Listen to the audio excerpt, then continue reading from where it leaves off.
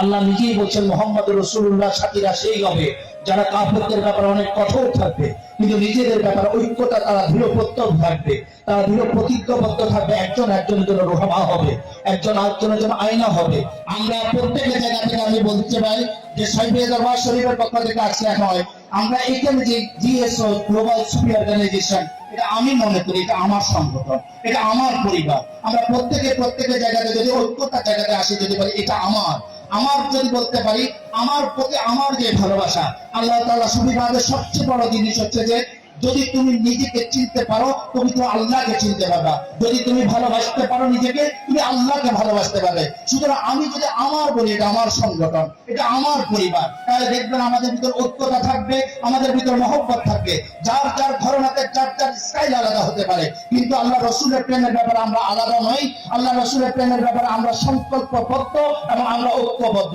আমরা বাতিলকে দেখিয়ে দিতে চাই তোমরা যদি একজন, তোমরা হাজার লক্ষ জন হতে পারো, আমরা বদরের সৈনিক, আমরা 313 জনই আমাদের জন্য কাফি। সুতরাং আমরা এখানে যারা এসেছেন, আমি হৃদয়ের অন্তঃস্থল থেকে আপনাদেরকে ভালোবাসা জ্ঞাপন করছি। আমি আমার দরবার শরীফের পক্ষ থেকে, আমার জিওসের পক্ষ থেকে আপনাদেরকে আন্তরিক মোবারকবাদ জ্ঞাপন করছি। আসুন কাঁধে কাঁধ মিলিয়ে আমরা এবার আমাদের অস্তিত্বের লড়াইয়ের সংগ্রামে আমরা নেমেছি।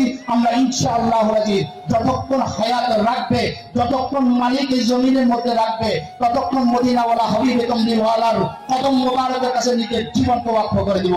আহলে বাইতের জন্য নিজের জানটাকে দিয়ে দিব, হয় মরবো না মারবো। আল্লাহ আমাদেরকে সেই রাহে কবুল মঞ্জুর করে নেন। আমি এখানে আমার অনেক গুরুজন আছেন, অনেক মুরব্বির আইজাম আছেন, আমি প্রত্যেকের কাছে দোয়া চাই। আমাদের যারা নওজওয়ানদের কাছে আমাদের মুরব্বির আইজাম তরিতে আমাদেরকে উঠিয়ে দিয়েছেন, পতাকার হাল দিয়েছেন আমাদের হাতে।